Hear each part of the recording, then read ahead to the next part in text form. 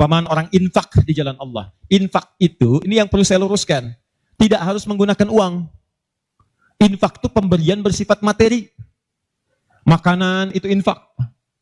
Pakaian itu infak. Buah-buahan itu infak. Silahkan berbagi. Walaupun nggak ada uang, bisa kita gunakan dengan yang lain. Cek, kalau antum main ke Auckland, ke New Zealand. Ya, di situ ada donation itu bukan cuma dengan uang. Food, kadang mereka kasih dengan makanan. Ada yang nyimpen ciki, kotaknya di situ. Di kotak infak itu, kotak dalamnya ada ciki, ada beras, dan macam-macam. Sampingnya ada yang uang.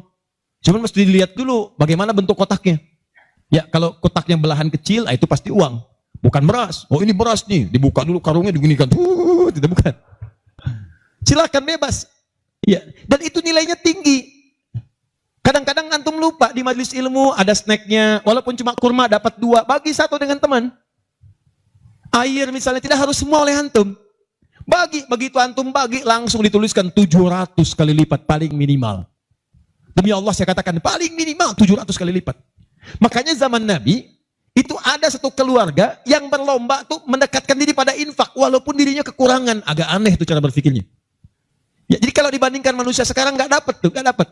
Saya mau tanya begini, antum di rumah, persediaan, antum punya anak 2. Antum dengan istri, 1 suami, 1 istri, 2 anak. Di rumah ada persediaan makanan untuk 2 anak antum saja.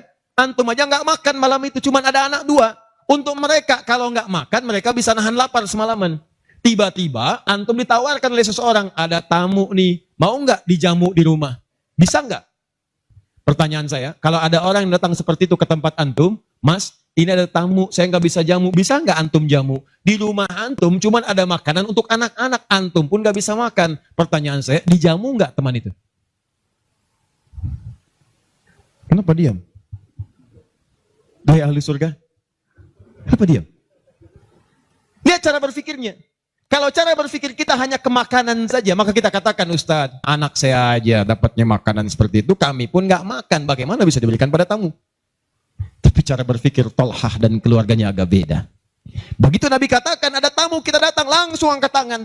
Duluan ngangkat, padahal yang lain banyak yang punya banyak makanan. Tapi cara berpikirnya, kapan lagi saya dapat 700 lebih? Kapan lagi saya dapat? Diangkat langsung tangannya. Ya Rasulullah, saya. Sebelum yang lain ngangkat, angkat tangannya. Maka diantar kemudian ke rumahnya. Sampai di rumah, istrinya dikatakan, duhai sayang, ada titipan Rasulullah. Bahasanya bukan ada tamu, ada titipan Rasulullah. Allahu Akbar. Ada titipan Rasulullah. Maka istrinya langsung membaca, saya paham. Saya bertugas menidurkan anak-anak dulu, tidurkan. Yang suaminya menyiapkan makanan. Begitu sudah jadi, kata suaminya kepada tamu tadi, Anda silahkan makan di sini, saya temani dulu istri saya. Gak enak rasanya, meninggalkan sendirian. Begitu temannya makan, dia berpura-pura makan di bilik yang lain. Membunyikan bunyi-bunyi seakan-akan makan.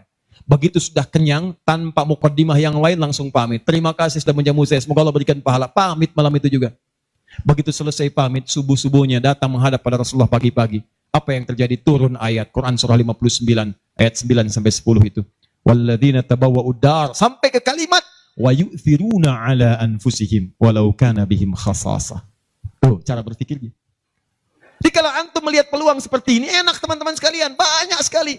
Tidak harus uang, pakaian, makanan, macam-macam. Jadi kalau antum beli buah tuh, antum beli 5, di rumah ada 3 orang, berarti antum mesti sadar Allah titipkan yang 2 lagi untuk peluang infak antum. Bukan untuk antum habiskan semua.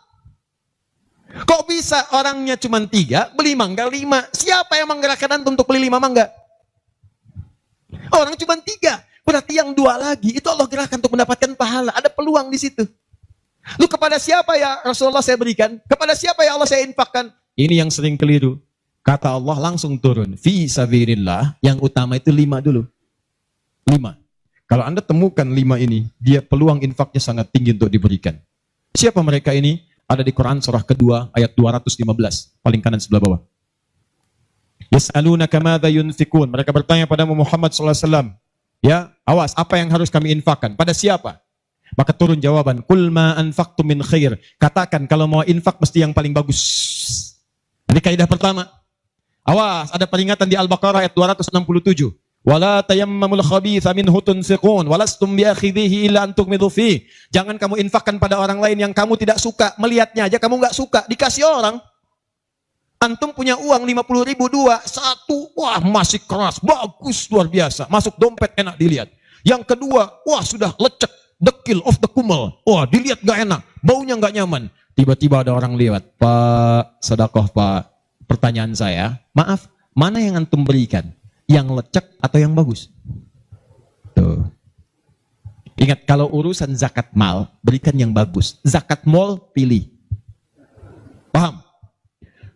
5 orang ini siapa? 1, lil walidain, orang tua. Ini orang tua ini gak pernah minta, jarang sekali. Cuman kita yang mesti paham. Kan sama, antum pun suka ngasih isyarat. Mama, mama, mama, mama. Oh, mau makan. Makan. Mama, mama, mama, mama. Boneka, boneka. Antum setelah dewasa mesti paham. Kadang-kadang orang tua tuh gak minta. Gak pengen nyusahin anaknya. Padahal orang tua udah susah.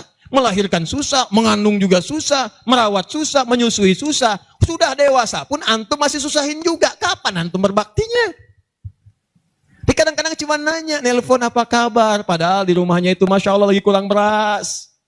Beras kurang, rezeki belum dibayar. Kirimkan, sebelum diminta kirimkan. Itu begitu antum kirimkan, demi Allah saya katakan.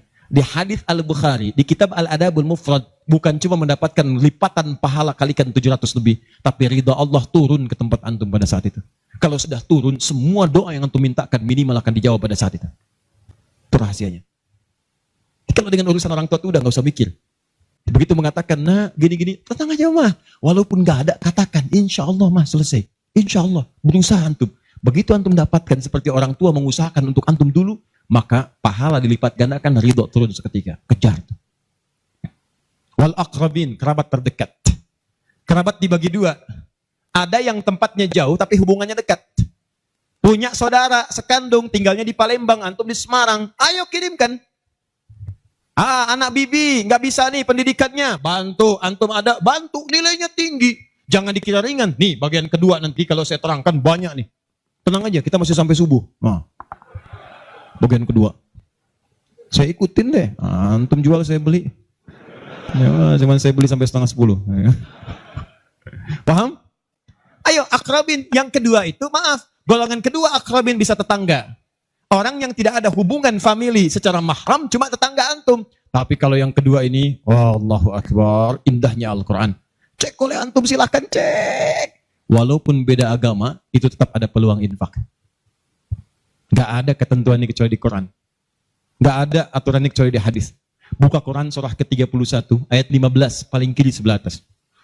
Ada anak muslim, orang tua, belum Islam, belum dapat hidayah. Kata Allah, urusan untuk ibadah, pisahkan. Orang tua jangan paksa, doakan dia, silahkan, dakwahi. Tapi urusan dunia, wasahibhuma fid dunya ma'rufa. Wa in jahadaka ala an tusyrika bima laysa laka bihi ilmun fala tuti'huma. Urusan ibadah masing-masing, kalau diajak-ajak enggak usah ditaati, tolak dengan cara yang lembut. Lembut. Tapi kalau urusan dunia, bagi. Antum muslim, orang tua belum Islam, antum punya kelebihan.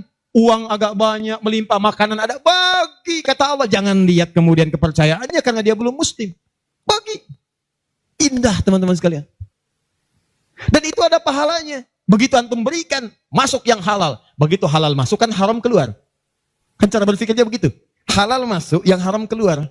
Begitu keluar, sekat di hatinya terbuka. Karena yang haram itu saat masuk di hadis Muslim, haram masuk naktah sauda, noda hitam. Noda menutup. Kalau masuk jadi daging dia, antum misal, iyadzubillah, bukan antum, ada orang lain konsumsi yang haram.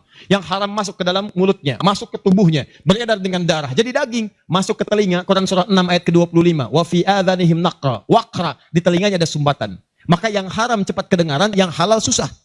Masjid dekat, suaranya dekat, Allahu Akbar, susah. Tapi konser yang macam-macam, yang joget, yang ini, yang itu, nyampe tuh konser di Jakarta, dari Semarang tembus ke sana. Wa ada absarihim ghishawa, masuk ke mata jadi penghalang, nutup. Quran surah kedua ayat ke-7. Enggak kelihatan. Orang ke masjid itu bukan enggak kelihatan, nampak, cuman enggak ada dorongan. Akhi, ayo ke masjid. Ya, alhamdulillah, nanti. Padahal yang besar lewat, kecil lewat. Yang paling aneh itu begini. Kok bisa antum lewat depan masjid padahal bisa lewat jalan lain? Kenapa Allah antarkan sampai lewat depan masjid?